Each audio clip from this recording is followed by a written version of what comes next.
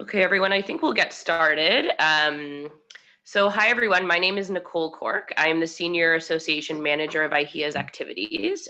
Welcome to the webinar, If You Don't Manage Your Time, Someone Else Will, hosted by our iHEA Early Career Researchers Special Interest Group. Today's webinar will run for approximately 60 minutes, and we're also recording and uploading it online afterwards, along with the presentation slides. Before we begin the webinar, I just wanted to run through a couple of housekeeping items.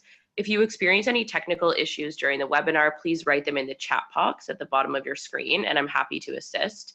Everyone on the line has been muted except for our presenter in an effort to eliminate background noise. If you have any questions during the webinar, please use the chat box and they'll be addressed during the webinar. We will also be circulating a survey following the webinar to obtain feedback. So we ask everyone to take a couple of minutes to please fill that out. So thank you again, and I'm now going to hand it over to Thorhildur Elafsdottir, today's moderator and one of our conveners of the iHEA Early Career Researcher Special Interest Group, who will introduce our speaker, Richard Smith. Yes, thank you. Hi, everyone. Yes, today is we have our second webinar for the ECR Special Interest Group. And it is with great pleasure that I welcome today's speaker. Professor Richard Smith is Deputy Pro-Vice Chancellor and Professor of Health Economics at the University of Exeter in the UK. After finishing his studies in economics at the University of York in 1991, he worked in Sydney, Cambridge, Bristol, Melbourne and Norwich before joining the London School of Hygiene and Tropical Medicine, where he was head of the Department of Global Health and Development from 2008 to 2011, and Dean of the Faculty of Public Health and Policy from 2011 to 2018, when he moved to Exeter. Professor Smith has worked on a wide range of health economics topics, applying micro, macro, behavioral, and political economics techniques across many countries. He has received research funding in excess of £15 million and has more than 250 publications across leading health and economics journals. He has editorial experience of several journals, including Health Economics and Social Science and Medicine, has been member and chair of various research funding panels, expert advisor for numerous national and international organizations, and holds several honorary and non-executive appointments. He has taught widely, developed several master's programs, short courses, and executive courses. He has supported and witnessed hundreds of promotions and is an active advocate for ECRs. Again, thank you very much, Professor Smith, for taking the time to give this talk. Would you like to start? Oh, indeed. Thank you very much indeed. It's a great pleasure to be able to do it, and also to be challenged to present on something that isn't the most obvious thing for me to present on. So thank you very much. Thank you everybody who's joined in. Hopefully this will be a useful use of an hour or so of your time. Let's see at the end. So time management. Why, I guess, am I doing this? I think it's really quite critical, and it's because through the various management positions that I've had over the years that Thorhildur outlined, many people come through the door. They've usually got some problems or issues or complaints most of the time, and quite often they utter some phrase along the lines of that they don't have time for whatever it is. And of course, in a sense, we all have the same time. We all have the standard allocation. We have 24 hours a day. So why is it that kind of they don't have time? What do they mean by that? Do they think other people have more time? How do they think other people have more time for things than they have? So time becomes quite an important aspect underpinning many of the issues and things I think that I've come across over the years. So by not by design, but I suppose I've developed various techniques and ways of doing things that perhaps help with the management of activities, and I've seen other people do various things as well. And I suppose really it's about trying to sort of just give you some of those things that I've done or that other people have done, see if some of those resonate, some if some of them are useful to you, and maybe just to get you thinking a little bit about kind of why you're doing what you're doing, and is it a good use of time? How are you using that time effectively, and so on and so forth. So if you kind of start at the top, where everybody does, and go into Google these days, you'll find all sorts of things that will tell you about time. I picked a couple for a couple of reasons. One is the one on the left there was, there's all sorts of courses that you can go on.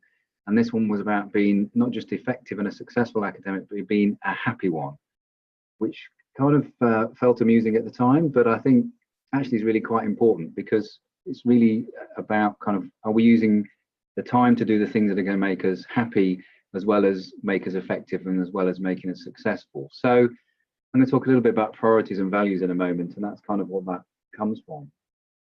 And the second picture there on the right, there's all sorts of phrases and kind of sound bites about time on the internet, but I quite like this one because I like the first and the last one, which I think are in slightly the wrong order. But time is really about priorities. That's what it comes down to. And as you think, as economists, we'd be very good at this. We think about prioritization of budgets and resources, and really time is your most finite resource, and how you use it is really important.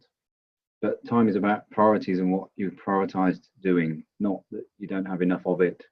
And the first one there is important as well, because we're going to talk about time management, but in a sense, what you're managing are the things that you can spend your time on, not the time itself. So I just wanted that as a little bit of a kind of a prelude introduction to what am I going to do. So I'm going to give a very brief synopsis, although that's already largely been done, about me, because many of you might not know who I am and why I'm talking about this. And then I was thinking how to tackle this issue, and I thought actually maybe I'll go for kind of 2 or 3 key questions that one might ask oneself, and I could ask you and throw back to you, but I'll give you some answers from my perspective through my kind of experiences and how I've seen some others answer those questions for themselves. And then when we get into sort of a broader discussion time, I'm really very happy to talk about what I've mentioned here, but anything else about careers more generally, I'm more than happy to sort of pick up. I'm your resource for the hour, so to speak. So for Hill, I'll just give a brief introduction to me, and I would say from a kind of a time management perspective, I didn't really utilize time very effectively probably until I got to Melbourne in '96. So I kind of think of my career being more like 23 years than 28 years. There's a number of reasons for that, but that's the short answer. And so I guess what I'm going to talk about is what I've done in that kind of period of time. And the Thorhild have outlined, I suppose, why one of the reasons I might talk about it. Maybe I've done quite a lot of things with a short period of time, who knows, but managing to balance a research career with a kind of management career has been something I've done for more than half of that career, I would think now. So I've always been a part-time researcher, but I've been reasonably successful at getting publications and grants and various things through that. And another thing is to sort of, sometimes when you write things down, it might be important for you to do that as well, to think actually, rather than thinking I'm not getting anything done, you can start to see actually there's a lot of things that you're getting done as time goes on that you don't quite realize. And it can be quite reassuring to think actually, no, I can do more sometimes than I think I can. So obviously, apart from the research, a lot of things come your way as you develop in career, and a lot of external and internal roles. So internally, my current post, I'm chair of several committees, and I'm a member of several others in the university and in the region down here, but also a whole number of external roles. So I picked out the ones that I currently actively do, and it turned out to be more than I thought it would be. But again, illustrating that idea that, again, perhaps if you do this, you might find that you're doing a lot more than you sort of feel yourself that you're actually doing. And that might give you a bit of reassurance to begin with if you feel that you're not being very effective with your time. Just see what you're currently doing in a kind of a list sense there. But despite all that, and as a prelude to something I'm going to say in a moment, my main kind of role and activity and what I really want to spend my time doing is, as many people do, it's what they're doing outside of their work time. And so this is my wife and kids, and it's kind of to illustrate a couple of things. One is that they are the priority, and I don't work weekends. Very, very seldom would I work at the weekend. And that's easier to do when you've got kids because they force you not to. But I don't miss school plays, and I don't, I see them in the mornings and evenings and all those sorts of things. So it's important to keep that in mind, and other things become priorities around it. I'm going to talk about priorities in a moment. But also sometimes you can balance an awful lot of things. So a lot of these trips, this is in Toronto last year, and this is because I was there for a few days of work. And so why not? It was during the school holidays, so everybody else can come as well. So we have a holiday and do some work at the same time. So a bit of multitasking, and that's one of the flexibilities and one of the privileges of being an academic, is that you can do some of those things sometimes, which is quite good. So what are the questions then that I might ask myself or might ask you?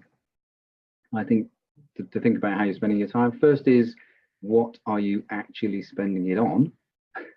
And is it what you want to spend it on?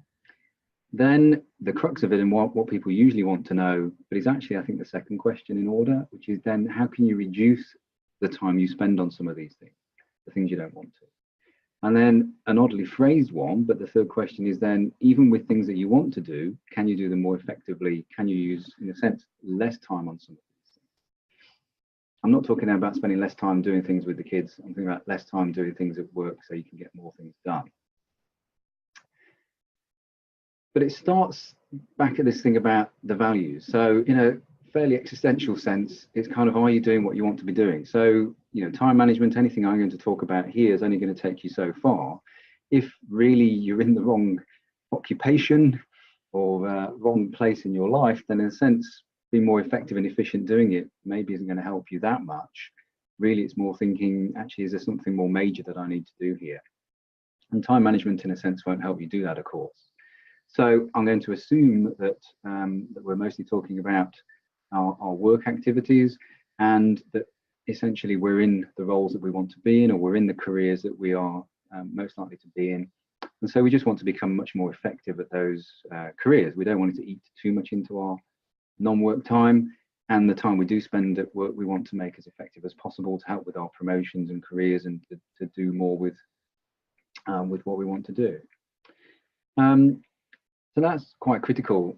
And in a sense, what you spend your time doing, in a sense, does reveal something about your values and your priorities. So there's greater or lesser degrees of flexibility about how you use your time, of course, but really, if you start to look at what you spend your time on, it's a case of kind of revealed preference in the economic sense, that we are revealing something about ourselves and our priorities and values by simply what we're spending our time doing.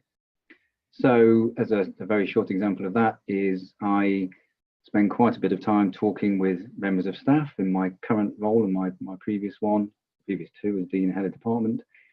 Others in those positions sometimes spend less time doing that because they want to do other things, but I see that as a very significant part of the role. And so the revealed preference, you see my time spent on those, gives some indication that I must see it as important because I actually bother to spend some time doing it. So it's important to just reflect on what you're spending your time doing it, and is it reflecting your values and priorities, because that's really what the crux of it is about.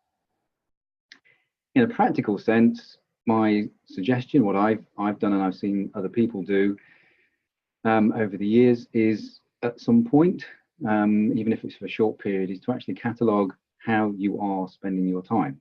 So the example I give is one I developed many years ago. It stemmed from my time when I worked as a consultant in Cambridge, and we had to keep a timesheet because we were charged by the hour, by the minute, and so it was a kind of, you clock in, clock out when you're spending time on things.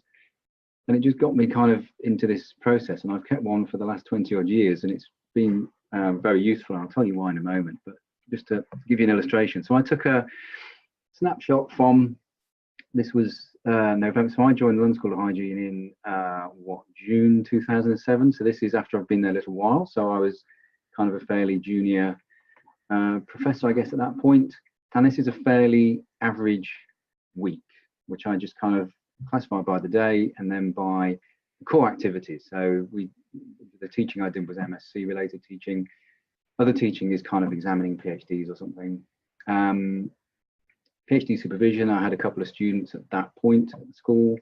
And then my main areas of research that I was trying to build up after moving there was on macroeconomics and globalization, and then a bunch of miscellaneous stuff, which is kind of admin and journal editorials or whatever. And that's a fairly average week. And so there's a couple of things in that. One is you can look to see, are you spending the time on the things that you think you should be spending your time on? So as a fairly newish prof, I needed to spend a reasonable amount of time on developing research. So I'd look at a reasonable amount of activity in the columns around macroeconomics and globalization, and a bit less on teaching and other things, or at least some balance in it. It can help you to understand a little bit if you're spending the amount of time on something you think you're spending, which I'll come back to, kind of the paradox of perception over reality. It also tells you that at this stage, my son, who's now 13 tomorrow, was about 18 months old, and on Fridays I used to get him from nursery at lunchtime, and we used to spend the afternoon together, which was important for me. Don't know about him, but it's important for me. And I did that through till he went to school, and I did it with my daughter. So Fridays are kind of a low hours input day, but they're balanced out by longer days early in the week, and those are the days that I used to spend in London. So it kind of gives you something about the pattern of my activities and being able to try and fit things in to a fairly average week of about 44 hours. And I say there's quite a few people that I've met over the years that do this. Sometimes sounds a bit odd to people who don't, but quite a few people in high positions do this, but don't ever say it until you mention it yourself, and then say, yes, actually I keep a timesheet as well. And it's good for a number of reasons that I'll go through, but it's also can be very empowering to have some evidence when you do, as I said at the beginning, come into somebody's room like myself and say, I haven't got time for things. And I turn around to you and say, why haven't you? What are you spending your time on? How much time are you spending on it? You suddenly have no evidence for that. And so coming in with something like this can be actually incredibly powerful if you do want to have a conversation about workloads with your line manager. And so then you can summarize. This is a summary over the year, the academic year. And I said that was a very average week because it matched almost bang on the average of 44 hours a week. And again, gives you something about the overall broad pattern. You know, if you take holidays out, I'm spending about half of my time probably on the research related activities. I was probably spending about 20% on teaching and 30% on other things, something like that. And that's not a bad balance from what I thought I should be doing when I went into the job. So that, you know, seemed to be going fine. If it was massively out of kilter and I was doing 20% on research and 40% on teaching, I might have, you know, wanted to have a conversation with my line manager at that point. But that was fine, and it kind of helps you to get a grip on what are you actually currently doing before you start thinking about managing those activities. Actually work out what it is you're doing, what time you're spending on. I mean, that was just my simplistic view because I'm quite old school and I started this back in the 90s. There's lots and lots of apps around that enable you to do these things that I know some people use. These were ones I just, had a quick look on the internet. And there's a blog which gives you the best its ratings of them. So you can always look into those sorts of things. So you need to work out what it is you're actually doing, because you kind of need to map it against what you think you should do or what you'd really like to do. In a sense, it's when they don't match up that there's an issue about time management or management of your activities. You know, if those matched up really well, and in a sense, mine that I just showed you matched up pretty well with what I thought I should be doing, there wasn't really an issue. I didn't sort of walk off and think I need to really change my profile activity. I can always change things a bit at the margin, but nothing major was going on. If it had have been, it would have been much easier to understand where the imbalance was coming from, and then, as I said, be able to potentially do something about it with my line management. So it's quite key to sort of assess it against what you want to be doing. And then, as I said, it can be very, very useful, and I often used to give this as a task to people who would be worrying about doing too much of something, to go away and get them to keep this timesheet for a few weeks because of this issue of perception over reality. So the classic case that a minute of pain can seem longer than an hour of pleasure. So the things you don't want to do or you don't like doing will sort of take a disproportionate psychological cost in your mind, and you will feel you spend too much time on them, and you spend too little time on things you really like doing. So if you try to be as objective as possible in time monitoring and assessment through a timesheet or something, it can actually start to give you more of the reality than the perception. So actually, it feels like I'm spending a long time on that, but I'm not really. The issue is I just really, really don't like it. So that can help you establish what you're spending the time on, and if it's too much or too little, or if it's just that it's just you really don't like doing it. But on balance, it's not too far away from the time maybe someone in your particular role should be spending on. There's always things we do and don't like doing so much, so it's about what the balance of those is. And then it's important to keep kind of monitoring and tracking this. Don't make this a one-off event you do one day or 2 days or 1 week, but do it over a few weeks at very minimum, and a few months is good.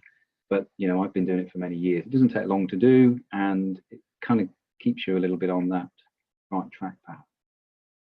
It's also important because it kind of can bring us back to feeling a bit more in control. If we understand what we're doing and we understand how what we're doing relates to kind of our values and priorities, we can understand, are we spending too much time doing something or too little time doing something? It can help you feel a little bit more in control of it.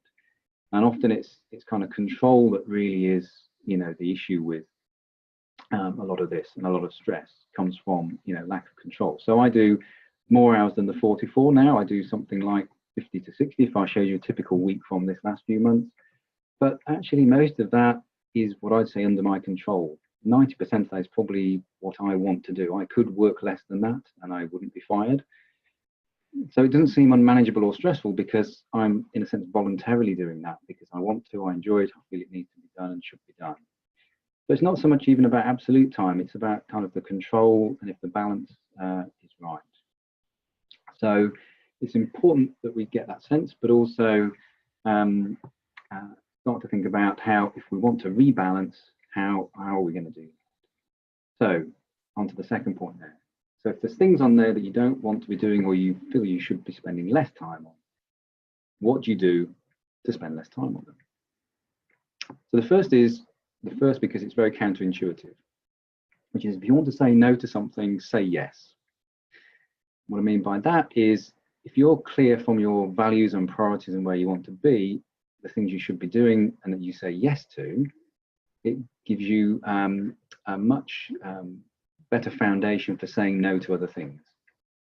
Partly because you won't feel compelled to say yes to them because you know your values and your priorities. Partly because often you don't have to give a reason for saying no, but sometimes it can help and you could give a very clear reason for that. And sometimes it's about the timing of the yeses and nos. So a small example might be that you're asked to do a small administrative role in the institution, so you have to be on a committee. This will involve attending the meeting for a couple of hours once a term. You don't really want to do admin work, so you say no. Next thing that comes along is there's an opening now for another role, and it's once a month, and you have to do pre-reading, so it's 4 hours a month. But the other previous role's already gone, and you're the only person left in the frame for this. And it's much harder to say no to that. Really, on balance, you'd have been better off saying yes the first time round, because that would have given you a lighter administrative load in the medium to longer term. So sometimes saying yes strategically so that you know you can say no to something worse later on can be quite a sensible thing to try and work for. Also, try and work on a little bit of what might give you power. So it's really important to know what your institution and your line manager and those that are important in a sense value. What are their priorities and values? And what do you do that aligns with those and other things you want to do? If not, what things do you need to do just to align with those and kind of let you get on and do the other things you want to do? Another is, I'm rattling through them a little bit because I'm quite happy to discuss them as we go forward. The other thing is sometimes a lot of time is spent less effectively because we forget about what we teach in Economics 101 about diminishing marginal returns. So the more time you spend on something might improve its totality and it might become closer to perfection, but it does so at a diminishing rate. So working out what can I do that will be good enough, not perfect, but good enough, and knowing when to stop there. It might be there's times you want to pursue perfection, but as long as you're aware in your mind that this is, as usual, subject to the law of diminishing marginal return. What you can try and do is to set a limit, is to work through what's a unit of time. So classic meetings are an hour. That's kind of a unit of time of meetings. But what are kind of your units? What makes sense to you? I thought I'd try and break it up by giving you a very short clip of somebody who's talking about units of time and how important they are. And this is the key quote from that clip, if you can't hear it. And for those of you who might want to see if you can predict who said this. So let's see if this works.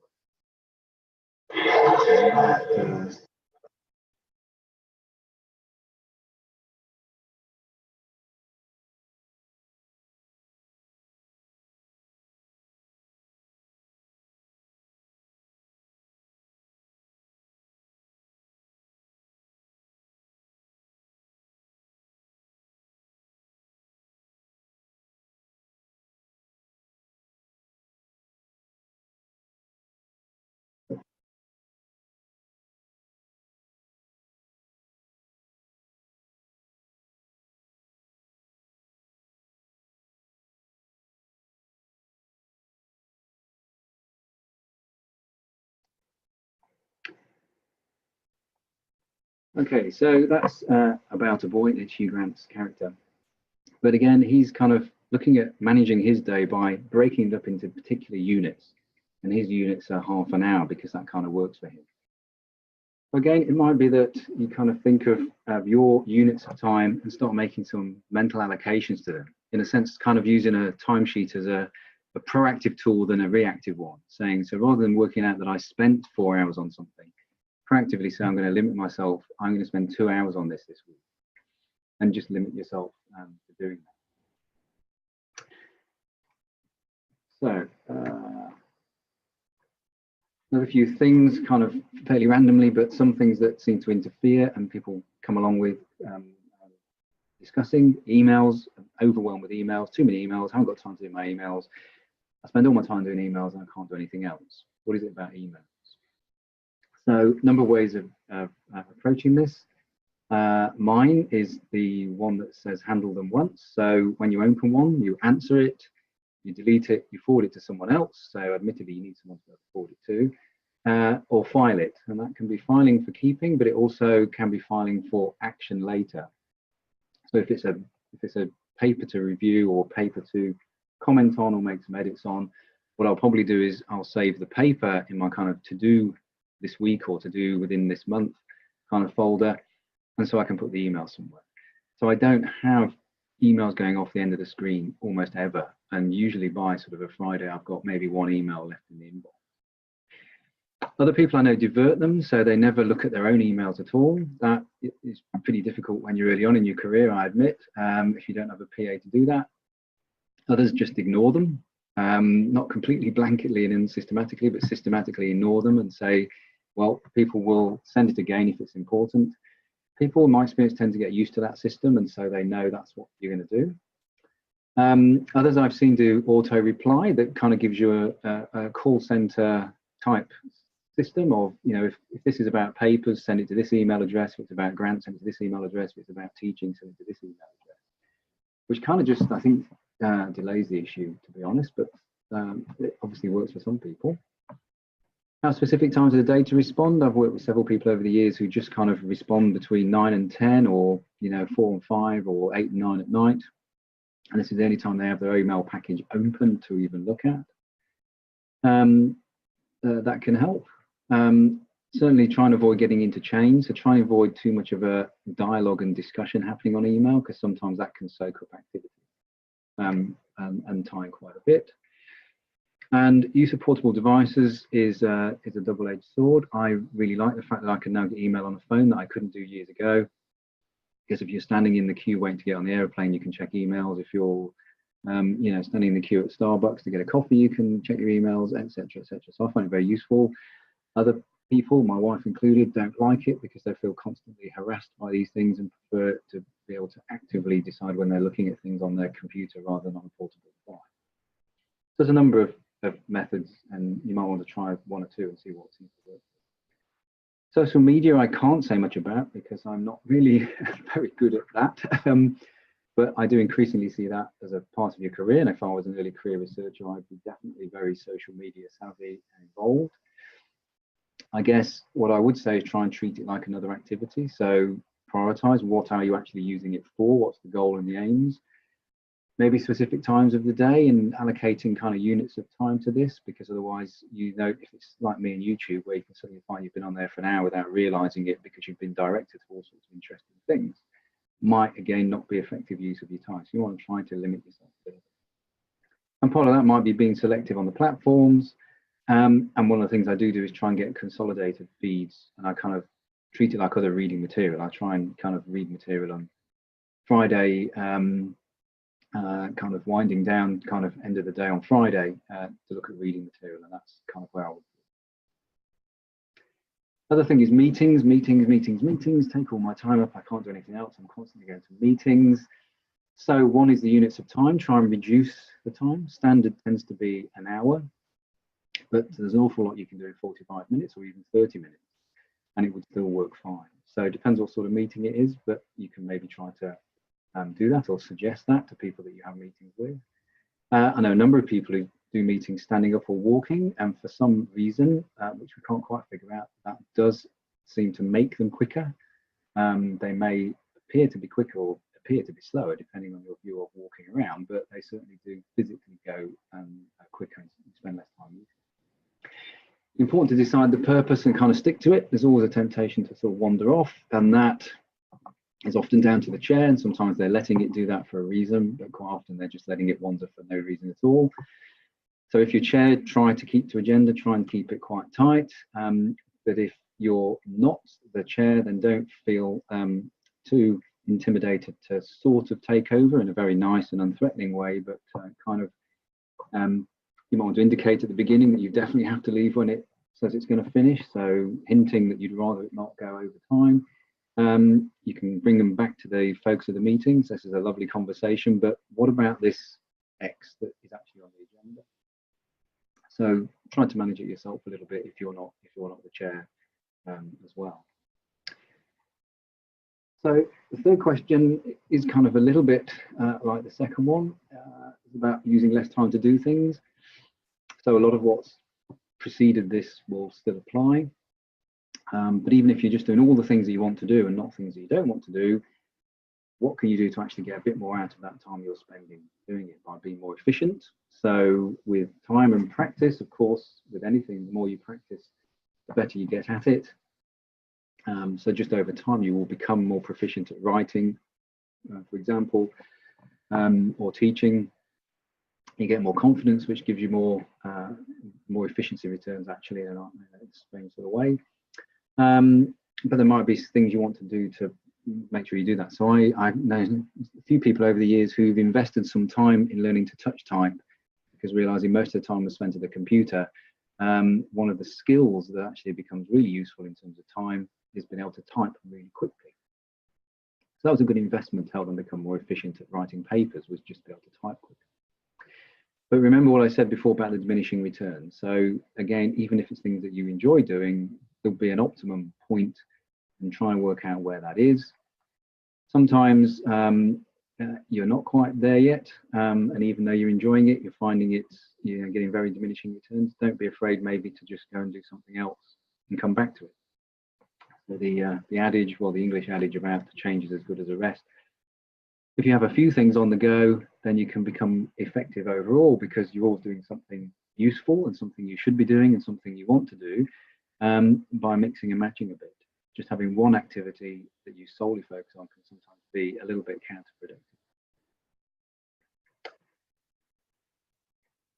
The other thing is obviously multitasking. I said, if you're queuing up for a coffee, you can do your emails, but also there might be a number of you right at this moment who are doing emails or writing something else or eating your lunch or doing something whilst you're listening to this. And that's absolutely fine, and even to be encouraged, because you're multitasking. So you're getting much more out of that 10 minutes or an hour of your time.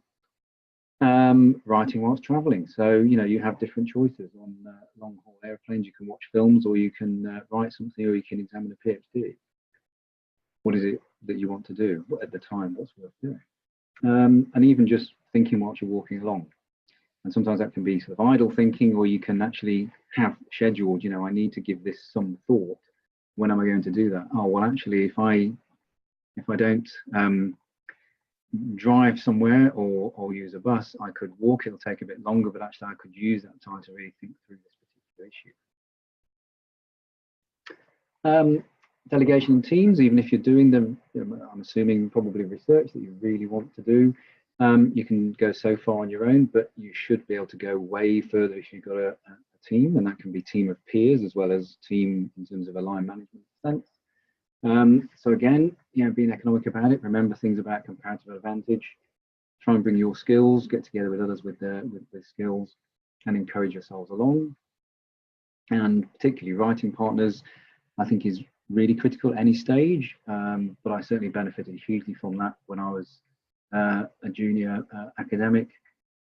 Is finding some good people you really kind of click with, and you can produce an awful lot by working with someone else, even if it's just one other person, and you can help each other enormously doing it. And as things progress, then you start to build a network, and the old adage about, you know, who you know is really very important, potentially sometimes more than what you know, becomes very significant. So again, you can become much more effective when you have a network of people and you can know who can offer certain benefits in certain areas of grants, or in other cases for other things, or contributing to teaching programs or whatever it is. And instead of you trying to do everything, you can kind of bring them in. So the more people you know like that, the more chance you have to be able to kind of quickly build effective teams through the networks you've developed. And another point, of course, I mentioned about thinking whilst you're walking at the top there, but also just allocating time to think. So there's a lot of pressure, I think, particularly for people to do things and for them to feel that they're doing something, and whether that's, you know, physically being seen to be in a meeting or doing some teaching, or whether it's just the doing of writing a paper, or the doing of writing a grant, or the doing of some analysis. And actually, people start to feel guilty, even if they're just thinking, they're just wandering along the road having a think, or they're looking out the window having a think. But thinking is a really important part of academic life, but a part of everybody's life, whatever your professional role is, because it's really about preparation. And so time thinking, kind of pondering things, I never really see as particularly wasted if it's focused.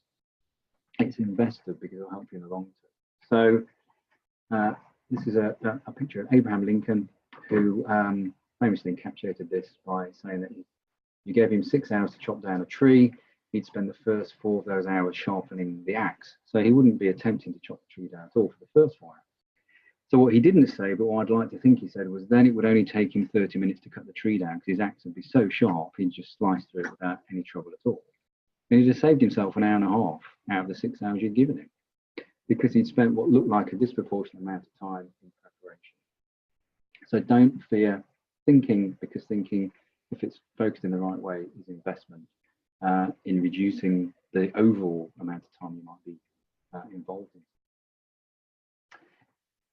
So we're pretty much finished. And at this point, you might be thinking, well, yes, all very well for you to say that, Rich, but okay, that's not an unusual statement to be aimed at me. So I have kind of the sort of nuclear option at the end. Okay, so if you've been through all those things and you've tried everything, and you've got to a point where you go, no, I actually just do need time I cannot carve out of next week. What can you do? At this point, sometimes it's worth bearing in mind that pretty much nobody's indispensable, no matter how much they think they are or the people think they are. And to just have the hypothesis of, so I'm so stressed that if I went out and I was so focused on what I was doing, I walked across the road without paying attention and got run over, what would happen? Okay, it would not be good for you, but the things that you'd left behind at work would probably carry on in some way.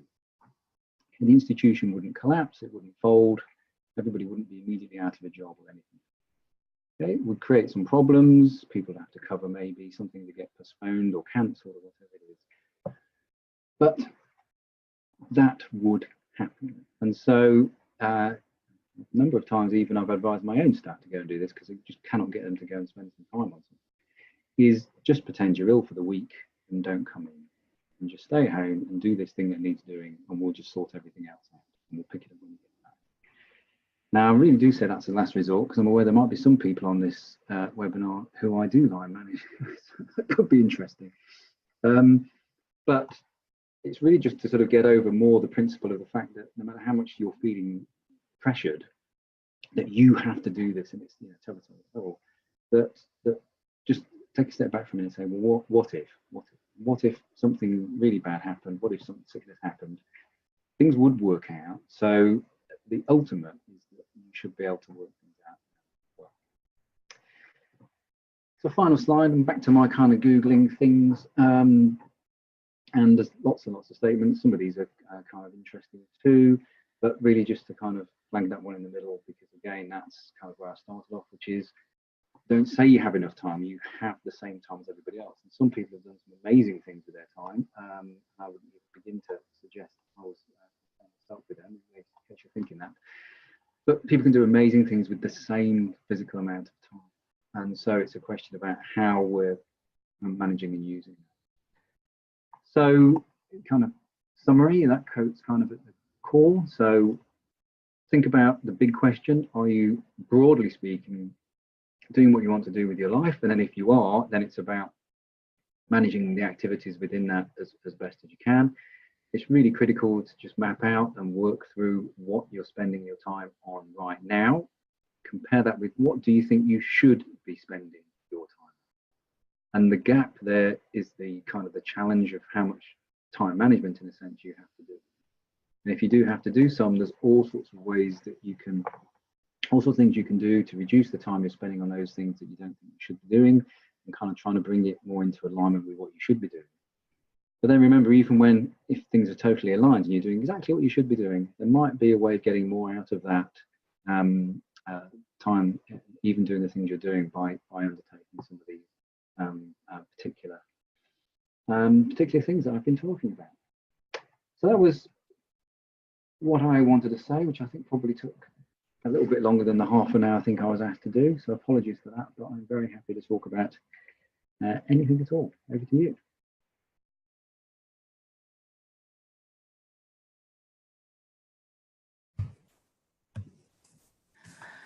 Yes, thank you very much. This was, thank you for this excellent presentation and for the numerous and very useful ideas on how to use time more efficiently.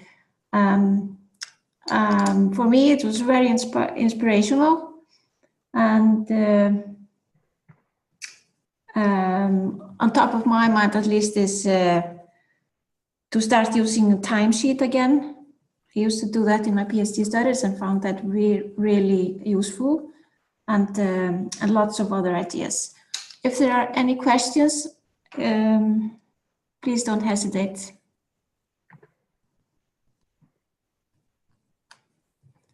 You can either write them in the chat box or unmute your audio.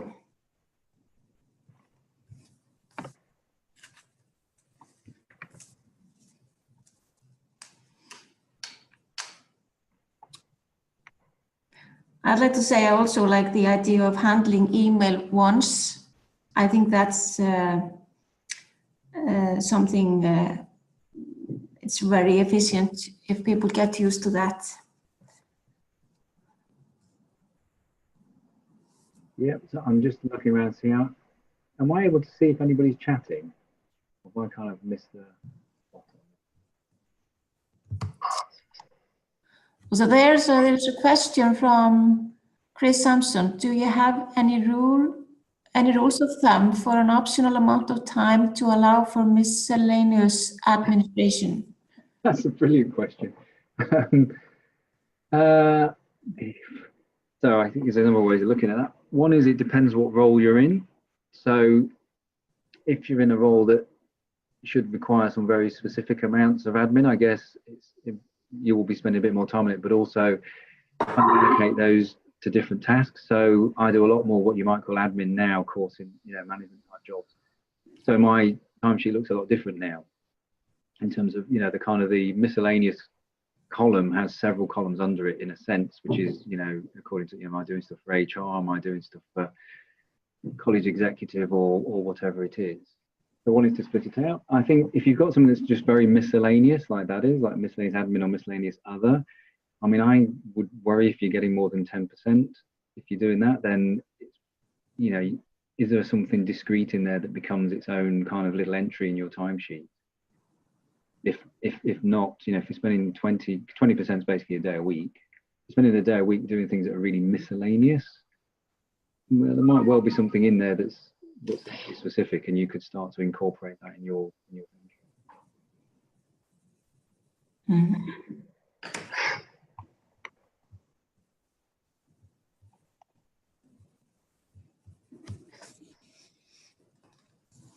Yes. Any other thoughts or questions? We have a few minutes left of the pre-scheduled time, or so.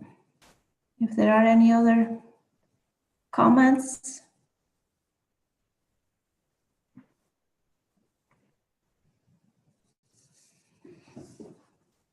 I also like the idea that one has to decide on each task how much is enough.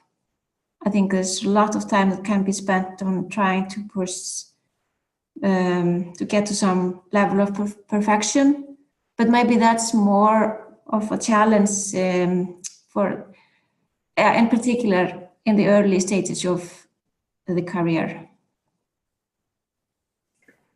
It is, and I suppose then you're getting into aspects of managing other people as well, because to some degree, that's what senior staff should be doing. So if you're very early on in your career, you should be writing things. It probably will be a bit rough and ready and have some issues with it, but it's a question of getting that kind of quickly on, rather than you spending lots and lots and lots of time making very marginal improvements to something that's going to be edited anyway, is getting that quickly up to somebody. But then of course it depends a bit on how good your line manager or your colleague is. But good ones will get it turned around pretty quick to you. They'll prioritize the fact that they're potentially holding things up. So I think one of the things that's important for, I don't know if we have any senior type people on the line, but I guess if I was talking more to them than early career researchers, I'd be saying that it's key to understand how you can be holding up the production line with everybody else. And so a really key priority is things that your staff send you should be taking a major priority because it's stopping them moving on and holding up the production line for everybody, not just for them but for you as well. And so I would definitely say one of the reasons I've been able to produce a reasonable amount as effectively a part-time academic for many years is because I have absolutely excellent people that I've worked with, particularly the junior career people. And the one thing I do is I get things back to them really quickly so they can move on. I don't delay things. That has helped me in the longer term, partly because we've all been able to jointly then produce a lot more, but also because they tend to appreciate it and they kind of stay with you, and I need them. Exactly, it makes sense. So yes, there's a question from. There's a few things here now. Oh yeah, so Joe, only do what only you can do. Exactly, comparative advantage type stuff. All good. Sorry, yeah, the question. So this one, James, any tips for managing upwards? I guess I've gone for that. So I guess one of my tips for managing upwards came at the beginning with, one of the good things about the timesheet stuff is it's quite good to be able to go with evidence. And I think you would probably, you would wrong foot most line managers if you went in knowing a lot about how you spend your time, because most of them don't know how they spend their time, and they will expect that you don't quite know how you spend yours. So you say, no, I actually am spending 3 days a week on this. and actually my main job is to do this other thing, and I'm only spending 2 days a week on that. There's an imbalance in here. We need to do something. I mean, you said that in a nice, friendly type, non-confrontational way, of course, but that can be really quite powerful to start it off. The other is, things, if you're not getting things back very timely, to pick up the conversation I just, the comments I was just making, is again to kind of let it be known to them a little bit that this is, kind of holding you up, but it's also holding them up. And, a bit more timely input would be very good. Sometimes you have to manage around. You'd have to be careful on when you judge doing that, because that's potentially a route to upset your line manager to go around them. But that's a potential route if it's becoming really quite difficult. Those are things that immediately spring to mind, James. I might well have some more if I thought about it. You could throw it back and ask how other people do that. I mean, one of the things I would say that I do with people who work with me is I usually say to them, one of the things that'd be good for them to work out is how they want to manage me. And that's partly because I am very responsive, but less proactive. So if they ask for things, they almost immediately get answers and inputs and all the rest of it. But I might leave them to it a bit more than maybe other line managers who are very hands-on. And that means that you've got to kind of work that through and go, is that the way I can work, and will that be okay for me, and how am I going to do that system with Rich? And then it works fine. What it means is, for some reason, I probably don't end up working with them because of that. But people who require a lot of, go in every day and kind of almost look over their shoulder stuff isn't my style. So if that's what you want, it's not going to work well. But the key thing is to establish that at the beginning, I think. But you need your manager to sort of be happy to be reflective on that about themselves and their own style.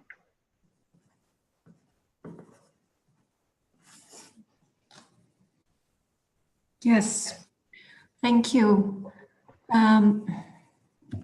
Well, I think we are almost out of time now. And I think we covered all the questions in the chat box.